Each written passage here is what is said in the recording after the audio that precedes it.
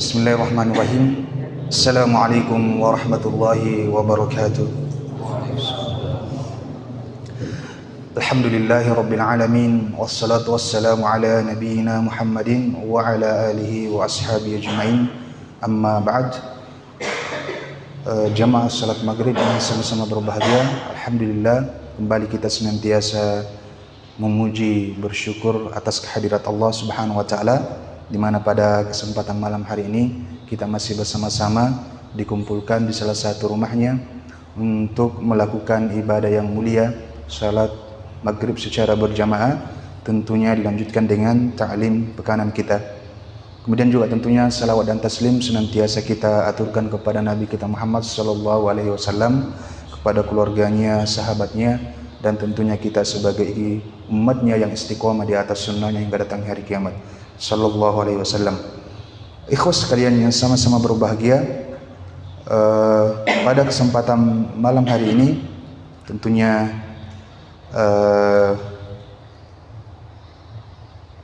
yang kami bawakan adalah seperti biasanya, itu syiar nabawi, itu tentang sirah daripada Nabi kita Muhammad sallallahu alaihi wasallam. Dan pada kesempatan malam hari ini kita masih akan lanjut di ad-daurus tsani, yang bagian yang kedua, yang tentunya setelah hayatuhu qabla al-bi'tsah, bagaimana kehidupan Nabi kita Muhammad sallallahu alaihi wasallam sebelum diutusnya menjadi nabi.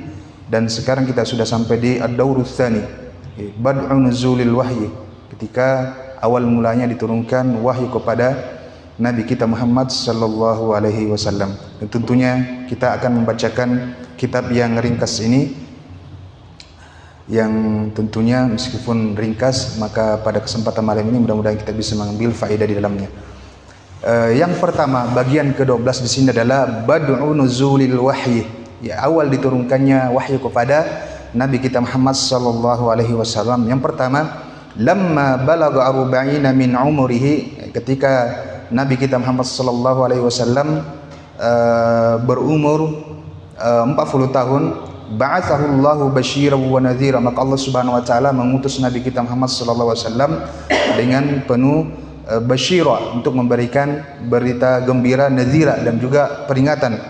Wada'iyan ilal haqqi bi'idnihi wa sirajan munira, dan tujuan adalah untuk menyeru manusia kepada kebenaran dengan izinnya, wa sirajan munira. 6.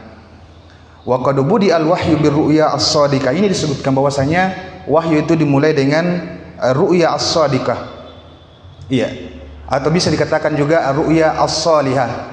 Ibnu Hajar al-Asqalani menyebutkan dalam kitabnya bahwasanya Imam Al-Baihaqi menyebutkan bahwasanya ru'ya as-salihah ini itu berlangsung selama 6 bulan. Ini sebelum bi'tsah, sebelum Nabi kita Muhammad sallallahu alaihi wasallam diangkat menjadi nabi. Ya, itu selama atau sekitar 6 bulan lamanya. Ya. Dan ini adalah salah satu daripada tanda-tanda kenabian Nabi kita Muhammad SAW adalah ru'ya as-salihah. Disebutkan bahwasanya ada sekitar 46 tanda-tanda kenabian kita yang pernah terjadi sebelum bi'tsah, dan salah satunya adalah ar-ru'ya as-salihah ini. Dan ar-ru'ya as-salihah ini ternyata lamanya itu sekitar 6 bulan lamanya sebelum Nabi kita Muhammad SAW diangkat menjadi nabi. Dan di sini disebutkan bahwasanya fakana la yara syai'an fi naumihi illa tahaqqaqa fi yaqadhihi, bahwasanya tidaklah Nabi kita Muhammad SAW itu bermimpi atau melihat di dalam tidurnya kecuali ketika beliau bangun hal tersebut terrealisasi, artinya betul-betul nampak apa yang beliau mimpikan terjadi. Begitu. Ya. Kemudian di sini disebutkan summa nazala alaihi ruhul amin. Ya, setelah itu maka turunlah kepadanya ruhul amin, yaitu Jibril alaihi salam.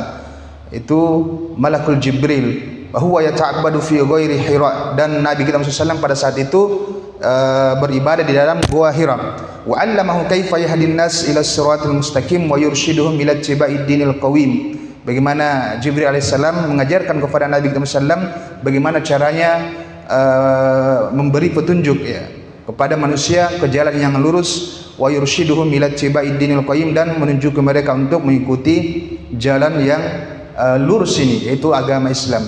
Maka tentunya ketika terjadi hal ini, kita sebutkan bagaimana Nabi kita SAW ketika di dalam gua Hira melakukan an-nuz, ya dia menyendiri, karena kenapa pada saat itu beliau sudah menyadari bagaimana kaumnya manusia pada saat itu memang dalam kesyirikan yang luar biasa, kemaksiatan yang luar biasa. Akan disebutkan pada saat itu hampir semua kejahatan yang terjadi itu hampir ada, mulai dari perzinahan yang merajalela, syarbul khamar, minum khamar yang luar biasa, kesyirikan apatah lagi. Ya, kita ketahui bagaimana di sekitar Ka'bah itu hampir 360 berhala ada. Jadi ini luar biasa. Dan perzinahan dan pembunuhan, karena pada saat itu terjadi perang kabilah itu luar biasa, itu zaman jahiliyah.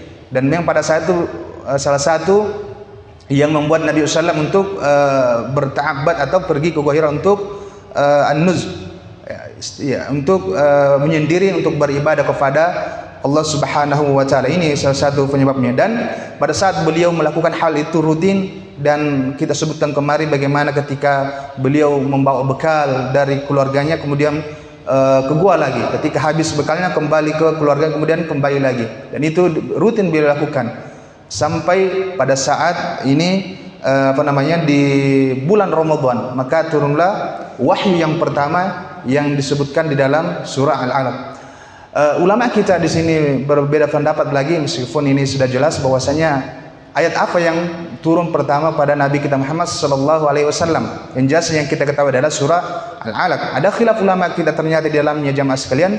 Yang pertama itu adalah surah Al-Alaq ayat 1 sampai 5. Ini diriwayatkan oleh Aisyah radhiyallahu anha bagaimana perjalanan Nabi SAW ketika mulai di Gua Hira sampai didatangi oleh Malakul Jibril. Kemudian dalam yang kedua adalah surah Al-Mudaththir ayat 1 sampai 3. Ini yang diriwayatkan oleh Jabir bin Abdullah. Dan yang ketiga adalah surah Al-Fatihah. Ternyata ulama kita menyimpulkan bahwasanya ayat yang pertama turun kepada Nabi Muhammad SAW adalah ayat surah Al-Alaq ayat 1 sampai 5. Adapun di surah Al-Mudaththir ini adalah ayat yang pertama turun kepada Nabi SAW dalam segi tabligh, untuk berdakwah. Adapun yang tadi pertama itu adalah tentang kenabian Nabi kita Muhammad SAW, itu surah Al-Alaq. Adapun yang kedua surah Al-Mudaththir ini, maka ini adalah ayat yang pertama turun kepada Nabi Muhammad SAW dalam rangka apa? Tabligh, untuk langsung berdakwah kepada kaumnya. Ya, adapun surah Al-Fatihah maka dia adalah surah yang paling pertama turun, artinya dia secara utuh. Surah yang paling pertama turun kepada Nabi kita Muhammad SAW secara sempurna, utuh. Itu dalam hal ini tentang khilaf ulama kita, 3 ayat apa yang paling pertama. Nah, jadi ketika turun wahyu kepada Nabi kita Muhammad SAW, dalam hadis yang sangat populer itu bagaimana Nabi SAW itu ya ketakutan ketika malaikat Jibril mendatangi beliau untuk mengatakan Iqra ma'ana biqari dan seterusnya, ya sampai-sampai terjadi peristiwa yang luar biasa, malaikat Jibril itu langsung memeluk Nabi dan seterusnya dan terjadi. Dan pada saat terjadi itu maka Nabi SAW kembali ke keluarganya, itu Khadijah, dengan ketakutan yang sangat luar biasa dan menceritakan perihal yang dia alami sewaktu beliau masih di gua tersebut dan apa yang dialami beliau. Dan sampai mengatakan zammiluni, ya, zammiluni, ya, kepada Khadijah. Dan pada saat itu Khadijah langsung menyelimuti beliau supaya beliau tidak ketakutan lagi, ya, kedinginan dan ketakutan yang luar biasa karena peristiwa yang beliau langsung rasakan pada saat itu. Dan beliau pun menceritakan, ya, karena beliau khawatir kepada dirinya, apa yang terjadi kepada diriku. Maka apa kata Khadijah? Demi Allah, demi Allah, Allah tidak akan menghina kamu selama itu. Karena kenapa? Engkau itu dikenal orang yang senantiasa menyambung silaturahim, ya, yang senantiasa menolong orang lemah, ya, memberikan makan orang miskin dan seterusnya. Ini perkataan Khadijah. Pada saat itu, ikhwah sekalian, maka Khadijah dan Nabi kita Muhammad SAW pergi melapor ke pamannya, iya, yaitu namanya Waraqah bin Naufal. Ini ma'ruf, dia adalah seorang pendeta juga. Dia adalah seorang pendeta yang luar biasa, yang tauhidnya yang masih sempurna, artinya masih di dalam koridor Nabi Isa alaihissalam, ya, kitab Injil. Dan beliau ini dikenal adalah orang yang bisa menulis kitab Injil dalam berbahasa Arab. Ini luar biasanya beliau, Waraqah bin Naufal. Ya, pada saat itu Khadijah dan Nabi kita Muhammad SAW menemui beliau untuk menanyakan perihal yang terjadi. Dan apa kata beliau? Maka sesungguhnya apa yang datang kepada Muhammad itu adalah namus yang pernah didatangi oleh Nabi Musa. Maka kata beliau, seandainya saya masih hidup pada saat engkau diusir oleh kaummu, maka aku akan menjadi penolongmu. Itu kata Waraqah bin Naufal kepada Nabi kita Muhammad SAW. Sehingga kita nanti akan sebutkan siapa laki-laki yang paling pertama masuk Islam. Ini ada khilaf ulama kita di situ. Apakah Abu Bakar atau Waraqah bin Naufal? Ya, setelah itu maka Nabi SAW, apakah saya akan diusir oleh kaumku? Maka tentunya, apa kata Waraqah? Tentunya tidaklah seorang pun yang dikirimi atau diberikan wahyu kepadanya maka kaumnya akan mengusirnya. Ya, pada saat itu yang disebutkan oleh Waraqah kepada Nabi kita Muhammad sallallahu alaihi wasallam. Intinya ikhwas sekalian, pada saat turunnya wahyu pertama kepada Nabi kita Muhammad sallam, maka pada saat itu beliau berumur, ini disebutkan dalam Syekh Mubarak Furi dalam kitabnya Rahikul Makhtum. Pada saat itu hari Senin, ini yang disebutkan di dalam, meskipun khilaf ulama kita, tapi ini yang secara detail yang disebutkan oleh Syekh Mubarak Furi dalam kitabnya, bahwasanya hari Senin atau malam Senin tanggal 21 Ramadan itu awal diturunkannya Al-Quran, ayat Al-Quran kepada Nabi kita Muhammad sallallahu alaihi wasallam. Pada saat itu beliau berumur 40 tahun 6 bulan 12 hari. Jadi beliau itu menyebutkan secara rinci di dalam kitabnya Syekh Mubarak Furi rahimahullah. Jadi sangat luar biasa saat awal diturunkannya wahyu kepada Nabi kita Muhammad sallallahu alaihi wasallam. Dan ini yang dikatakan oleh paman daripada istri beliau, yaitu Waraqah bin Naufal, seandainya saya hidup pada saat itu maka aku akan menjadi penolongmu. Akan tetapi pada saat itu Waraqah bin Naufal tidak lama kemudian wafat, ya, sehingga nanti kita akan sebutkan apakah Waraqah masuk Islam atau tidak, yaitu ada khilaf ulama kita. Jadi di sini tujuan daripada datangnya malaikat kepada Nabi kita Muhammad SAW adalah untuk mengajarkan bagaimana caranya untuk berdakwah kepada manusia, untuk kepada jalan yang lurus. Karena bagaimana pada saat itu terjadi kemaksiatan yang luar biasa, terutama dalam perkara tauhid. Maka tujuannya ini adalah dakwah. Makanya pada saat dakwah yang terjadi yang kedua, yaitu sudah Nabi kita SAW diangkat menjadi Rasul dalam surah Al-Mudaththir, maka ini adalah yang paling pertama dijalankan oleh Nabi kita Muhammad sallallahu alaihi wasallam. Nah, di sini disebutkan lagi halatul Arab qabla al-Islam, bagaimana kondisi orang Arab sebelum datangnya Islam itu sendiri. Ini disebutkan di sini beberapa. Kana al-Arabu qabla al-Islam musyrikin. Ini yang disebutkan bahwasanya orang Arab sebelum datang Islam adalah orang musyrik, penyembah berhala. Ya'buduna al-asnama wa yuqaddisunaha. Mereka itu menyembah berhala, patung, dan mereka sangat mengagungkannya, mensucikan daripada berhala tersebut. Wa kanu yaqtuluna auladahum, dan mereka itu kebiasaannya membunuh anak-anak mereka sendiri, khaufan minal ju'i wal faqri, karena mereka sangat takut dari rasa lapar dan kefakiran. Ini mereka terkadang membunuh anaknya gara-gara karena apa? Takut takut kelaparan dan kemiskinan. Kemudian wayadfinuna banatihim wa hunna hayyat, dan mereka juga mereka menguburkan anak-anak perempuan mereka dalam keadaan hidup-hidup. Khasyatal 'ari wal 'aib, ini mereka takut karena aibnya tentang wanita itu, karena tidak bisa bekerja, tidak bisa berperang. Karena dahulu kan kita ketahui bahwasanya kabilah itu sering berperang dan wanita itu tidak dibutuhkan ketika berperang. Sehingga ini ada salah satu aibnya yang mereka takutkan. Jadi ini salah satu kenapa mereka bisa kebanyakan dahulu orang jahil itu membunuh anak perempuan mereka. Salah satunya adalah aibnya tidak bisa bekerja dan terutama ketika terjadi perangan di kabilah mereka. Wa kanu mutanafirina mutasyajirina. Ini mereka kebiasaan mereka adalah sering berperang. Yuharibu ba'dhum ba'da li ahli asbab. Mereka berperang sesama mereka itu karena tidak jelas sebabnya, li ahli sebab. Jadi begini. Jadi ini hala kondisi orang Arab sebelum datangnya Islam. Kemudian di sini ad-da'wah as-sirriyah. Langsung disebutkan dakwah as-sirriyah.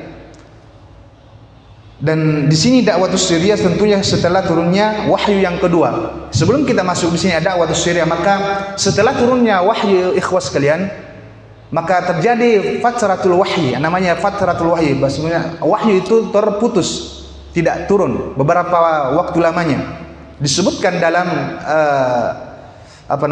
riwayat bahwasanya terputusnya wahyu itu ada yang mengatakan 3 tahun, ada yang mengatakan 2 tahun setengah, ada yang mengatakan 2 tahun, bahkan ada yang mengatakan beberapa hari saja. Disebutkan dalam Sahih Bukhari pada saat wahyu itu terputus, tidak turun pada saat sudah turun surah Al-Alaq itu, Nabi SAW sudah diangkat menjadi Nabi. Maka pada saat itu disebutkan Nabi SAW itu sangat bersedih karena tidak ada ocehan, cacian dari itu sangat bersedih, tidak ada lagi yang langsung datang dan sebagainya, dan langsung terputus begitu saja. Maka disebutkan dalam Sahih Bukhari itu Nabi SAW itu sering kali berlari ke atas bukit ingin langsung loncat, artinya bunuh diri karena bersedih. Dan pada saat ingin melakukan itu maka datang senantiasa juga malaikat Jibril datang, ya Muhammad innaka rasulul haq. Ya Muhammad, sungguhnya ikut adalah rasul yang benar. Maka pada saat itu Nabi SAW tenang lagi dan seterusnya. Ya, dan itu yang terjadi berkali-kali ketika Nabi SAW terjadi fatratul wahyu. Artinya wahyu terputus pada saat itu hampir 3 tahun, ada yang mengatakan 2 tahun, ada yang mengatakan 2,5 tahun. Intinya lama memang. Dan sehingga pada saat itu Nabi ketahui tiba-tiba datang sesuatu yang begitu dahsyat, langsung terputus, tidak ada. Dan pada saat itu maka Nabi SAW agak murung. Namun ketika kedua turun ayat yang keduanya surah Al-Mudaththir ini yang diriwayatkan oleh Jabir, ya bada'an Nabi SAW da'watus sirriyah di sini. Bada'an Nabi SAW bid-da'watus sirriyah lamma nazala alaihi ya ayyuhal mudaththir kum fa'anzir wa rabbaka fakabbir wa thiyabaka fakabbir. Dan ini adalah ayat yang menunjukkan ke Nabi SAW di dalam syarh akidah, Imam Abdul Wahab mengatakan bahwasanya nubi'a bil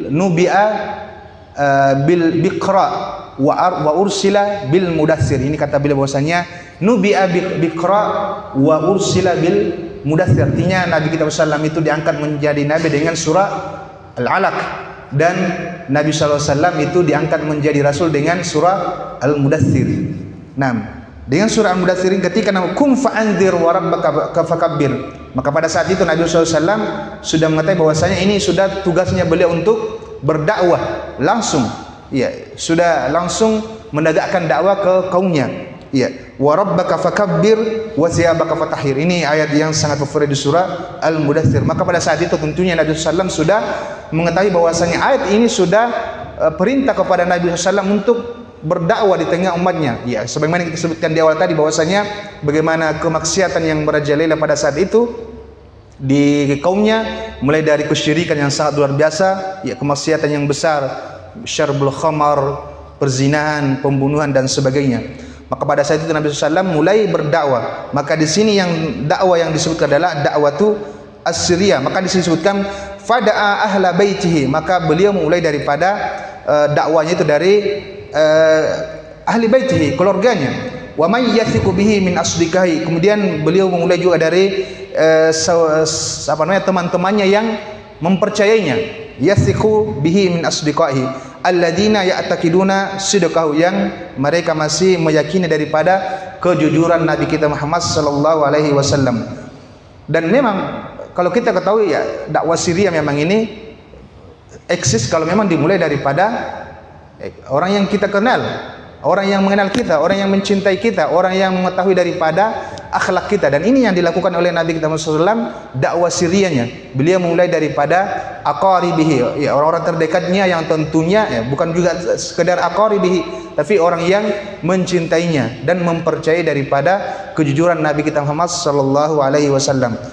Da'ahum ila ibadatillahi wahda. Nabi SAW berdakwah kepada mereka untuk beribadah kepada Allah semata. Warra'fati bin nas, dan senantiasa berlemah lembut kepada manusia. Wal ittihad, dan ini adalah salah satu tugas Nabi SAW dalam mempersatukan manusia. Kita ketahui ya, sebelumnya adalah sering terjadi perselisihan di antara mereka karena banyaknya kabilah-kabilah di tempat tersebut.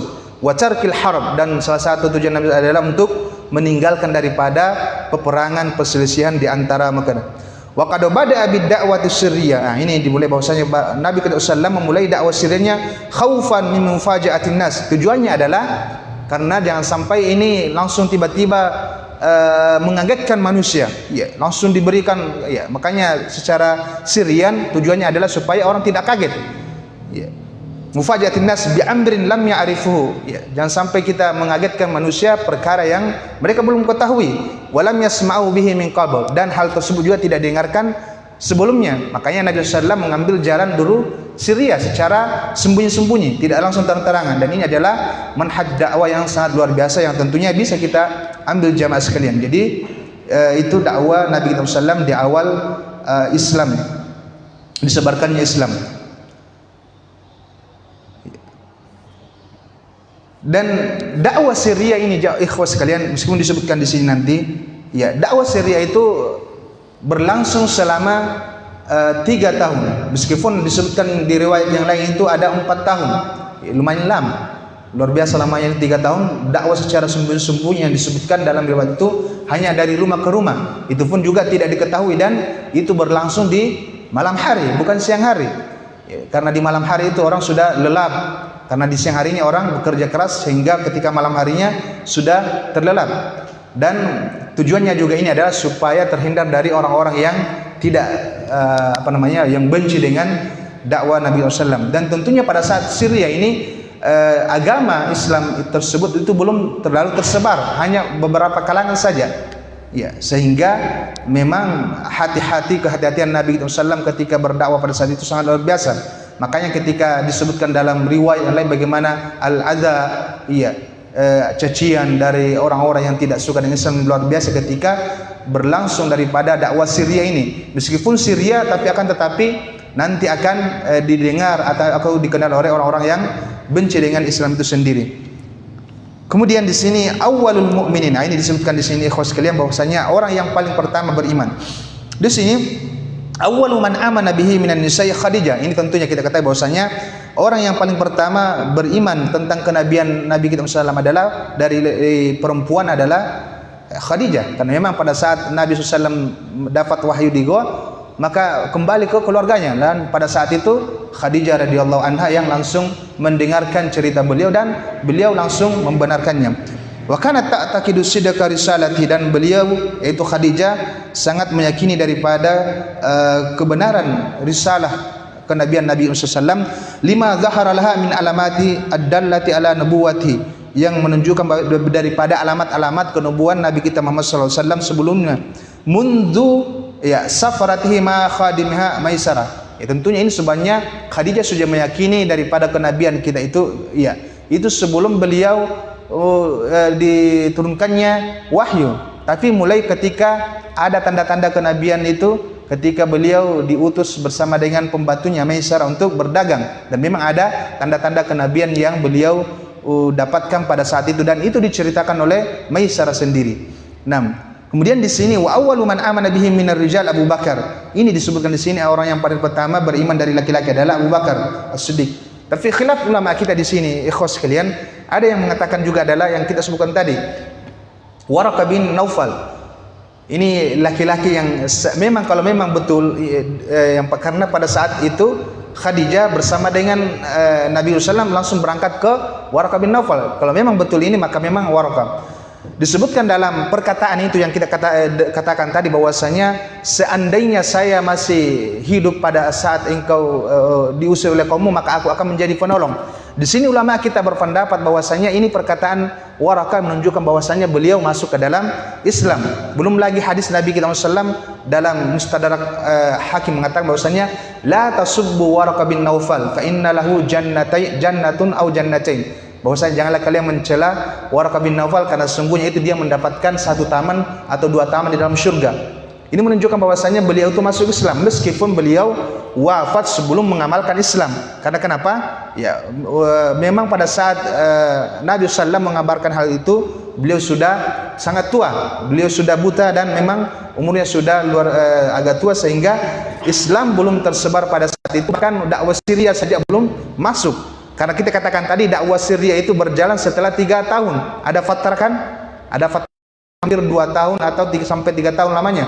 Dan pada saat itu Waraqah meninggal. Belum ada amalan-amal Islam atau yang beliau dapatkan, namun beliau meninggal. Meskipun pada saat itu sebagian ulama mengatakan Waraqah itu sudah masuk Islam.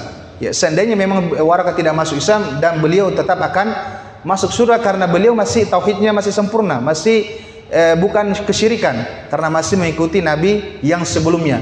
Ya, kalau misalnya beliau tidak masuk Islam, tapi ada anggapan mengatakan bahwasanya beliau itu sudah masuk Islam dengan perkataan beliau tadi itu mengatakan seandainya engkau Muhammad diusir umatmu dan saya masih hidup, maka saya akan menjadi penolongmu. Dan kemudian sabda Nabi kita SAW dalam Mustadrak Hakim yang mengatakan janganlah kalian mencela Waraqah bin Naufal karena sesungguhnya dia itu memiliki satu taman atau 2 taman di dalam surga.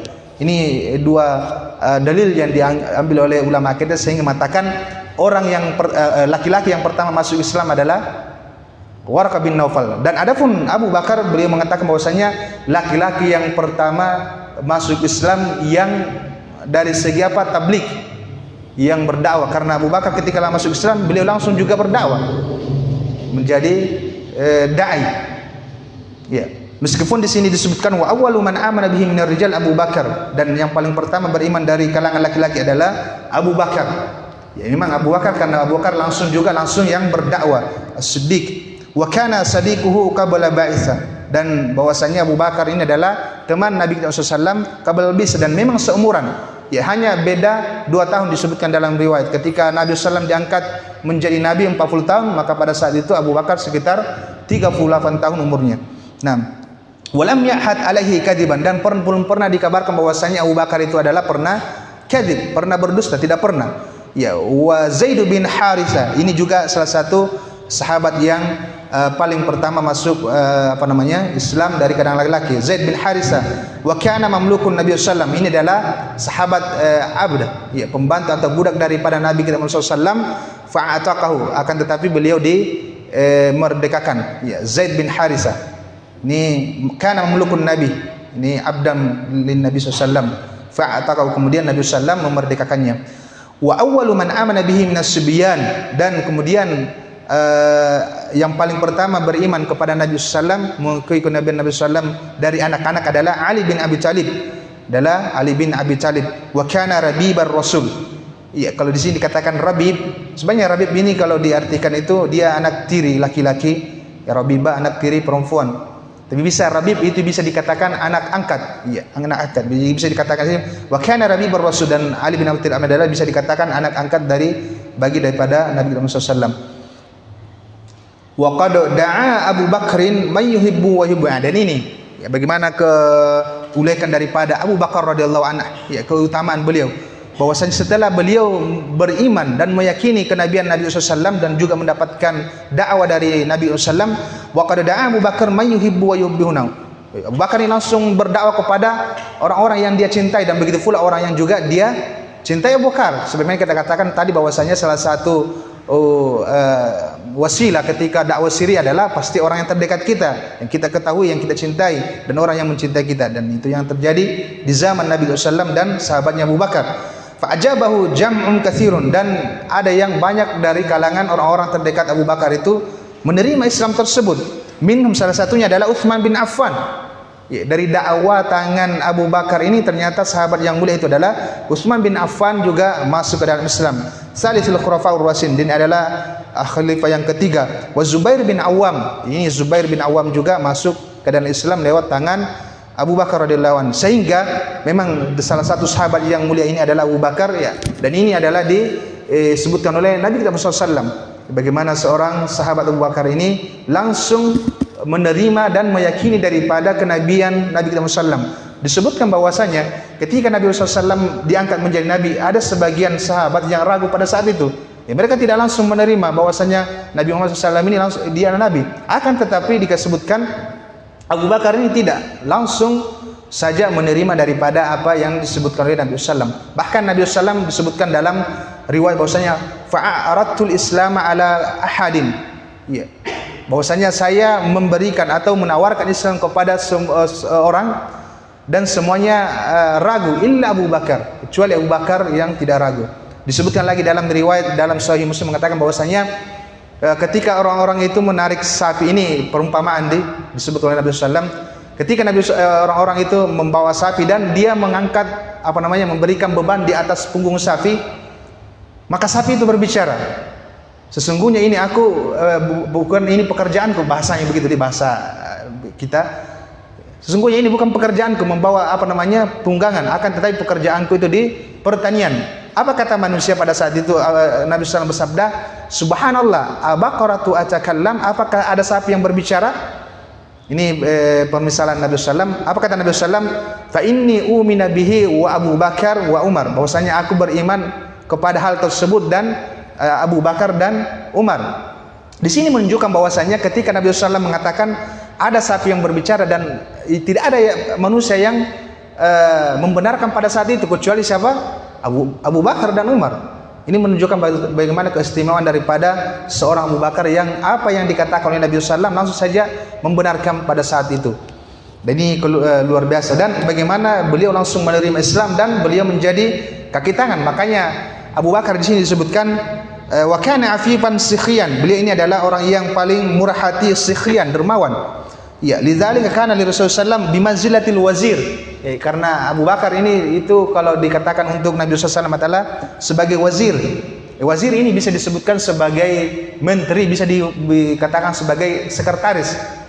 Ya, sekretaris. Yastashiruhu fi umurihi. Tujuannya adalah untuk berkomunikasi tentang urusannya. Nabi SAW senantiasa berkomunikasi kepada Abu Bakar As-Siddiq. Kalau di sini disebutkan wazir, artinya orang yang terdekat untuk beliau curhat tentang apa yang terjadi di umatnya. 6. Jadi ini yang disebutkan. Kemudian ad-da'watu jahran. Ya, kita disebutkan tadi istimarratid da'watu sirriyah salasah sanawat. Meskipun di sini disebutkan bahwasanya dakwah sirriyah itu berlangsung selama 3 tahun, tapi kita sebutkan tadi ada riwayat mengatakan 4 tahun. Intinya 3 tahun sampai 4 tahun namanya itu dakwah sirriyah. Intinya begitu lama, luar biasa. Ya, orang berdakwah hanya dari rumah ke rumah, itu pun terjadi di malam hari dan tidak setiap malam, karena tentunya harus hati-hati. Ya, karena pada saat itu belum semua orang yang pembesar Quraisy, belum lagi orang-orang yang kejam yang bisa masuk Islam pada saat itu. Itu salasah sanawat di sini disebutkan. Itu berlangsung selama 3 tahun.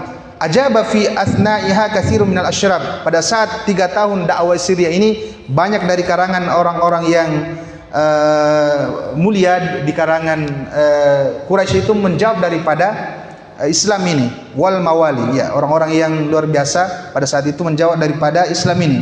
Ba'da dzalika umira sallallahu alaihi wasallam bil jahri. Ya, pada saat itu Nabi kita SAW diperintahkan untuk berdakwah secara terang-terangan. Fasda bima tu'mar wa arid musyrikin. Maka sampaikanlah wahai Muhammad ini secara terang-terangan. Fasda, ini secara terang-terangan bima tu'mar, apa yang diperintahkan kepada matinya Islam ini berdakwah secara terang-terangan. Wa'arid anil musyrikin, dan berpalinglah kalian dari orang-orang yang musyrik. Maka pada saat itu ketika ayat ini turun kepada Nabi SAW, apa yang terjadi? Nabi kita SAW fasaida ala Safa. Maka pada saat itu Nabi kita SAW naik di atas Safa, lembah yang di Makkah itu namanya Safa. Wa nada qaumahu, dan beliau memanggil kaumnya pada saat itu. Falamma jitama'u, ya, tatkala mereka sudah semuanya berkumpul penduduk Makkah pada saat itu, qala lahum hal tusaddiqunani fima ukhbirukum bi. Maka apa kata Nabi SAW, apakah kalian mempercayaiku, ya, apa yang akan aku sampaikan kepada kalian? Faqalu jami'uhum, maka mereka berkata secara serentak, "Na'am, maka kami akan mempercayai kamu." Ya, kita ketahui bahwasanya Nabi SAW sebelumnya itu orang yang sangat dipercayai di kaumnya. Ya, apa saja yang dikatakan pasti akan dipercayai oleh kaumnya. Akan tetapi ini berbeda. Apa kata mereka? Na'am, majarrabna 'alaika kadziban. Kami tidak pernah mendengarkan atau ya ada unsur kedustaan dari kamu. Ya, pernah mendengar unsur kedustaan dari Nabi kita Muhammad SAW. Mundu nasya'atika ilal an. Ya, mulai dari engkau hidup sampai sekarang. Ya, ini kaum Quraisy ini tidak pernah mendengar Nabi SAW itu berdusta sejak mereka kenal sampai sekarang. Faqala sallallahu alaihi wasallam, "Ankidu anfusakum minan nar." Selamatkanlah diri kalian dari api neraka. Ini dakwah beliau ketika di atas sofa. Ankidu anfusakum minan nar. Selamatkanlah diri kalian dari api neraka. Inni nadhirun lakum. Sesungguhnya ini aku adalah sebagai peringatan kalian, pemberi peringatan kepada kalian. Min adzabin syadid, daripada adab yang sangat pedih. Ini dakwah beliau pada saat yang pertama itu, dan dakwah jahriyah yang paling pertama beliau sampaikan kepada kaumnya. Apa yang terjadi? Faqala lahu ammuhu Abu Lahab, dan pada saat itu pamannya Abu Lahab berkata, "Tabban laka ya Muhammad, celakalah kamu wahai Muhammad. Alihadza jama'atan, apakah gara-gara ini kamu mengumpulkan kami?" Ya. Fa anzalallahu fi haqqihi surat Al-Lahab, maka pada saat itu turunlah yang dinamakan surat Al-Lahab. Ini salah satu sababun nuzul surat Al-Lahab adalah karena pada saat itu Abu Lahab langsung mengatakan, "Tabbat yarka, celakalah wahai kaum Muhammad. Apakah gara-gara ini engkau mengumpulkan kami?" Ya, dan pada saat itu nanti kita sebutkan di setelahnya, nanti ada di situ bagaimana pada saat Nabi SAW itu sebelumnya dikatakan siddiq, amin, itu berubah dari 100% menjadi sesuatu yang menjadi kadzib dan seterusnya. Dan ini gara-gara daripada pamannya orang-orang pembesar Quraisy sendiri, Abu Jahal, Abu Lahab sendiri, yang bagaimana mengusik orang-orang ke Mekah untuk tidak mempercayai daripada Nabi kita Muhammad SAW. Jadi ini secara singkat disebutkan di sini tentang dakwah jaharan, yang disebutkan bagaimana Nabi SAW ketika diturunkannya ayat yang fasda bima tu'mar wa arid musyrik, ini di surah Al-Hijr. Maka Nabi SAW langsung naik daripada Bukit Safa yang di Mekah, maka langsung berdakwah secara jaharan di situ dengan mengumpulkan kaum Mekah pada saat itu, dan mereka langsung diperingatkan dengan api neraka. Ketika Nabi SAW ini nadhirul lakum, maka pada saat itu kaum Mekah memahami bahwasanya beliau mengaku Nabi. Nabi kita Muhammad SAW mengaku Nabi, sehingga Abu Lahab pada saat itu langsung mencela Nabi kita Muhammad SAW dengan perkataan yang luar biasa dan seterusnya. Dan bagaimana cacian-cacian dari kaum Quraisy pada saat itu berlanjut kepada Nabi kita Muhammad SAW ketika sudah dakwah jahriyah ini sudah berlangsung di Makkah sebelum beliau hijrah ke Madinah. Ini sekira kami sekilas tentang yang kami sebutkan pada kesempatan ini tentang bagaimana dakwah itu jahran, dakwah secara jahar beliau, awal mula terjadinya dakwah jaharan yang dilakukan oleh Nabi kita Muhammad SAW setelah terjadinya dakwah Syria selama hampir 3 atau 4 tahun lamanya.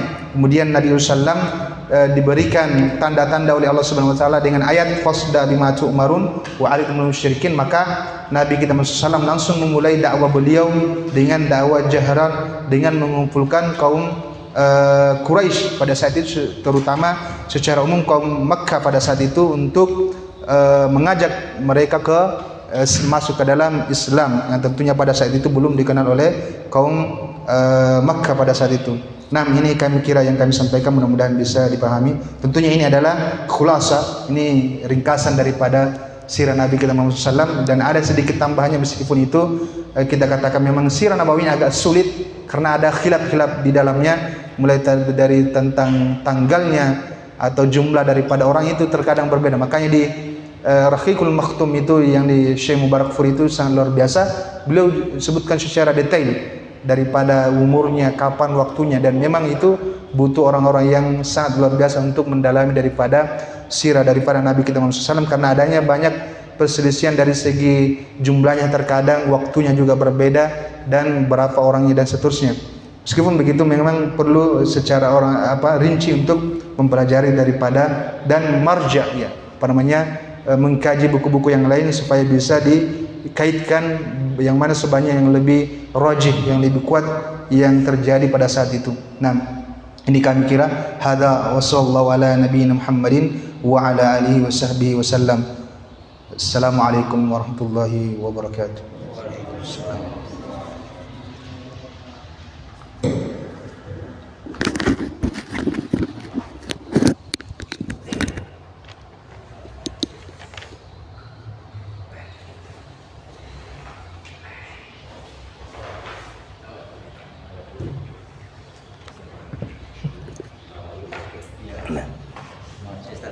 Nah.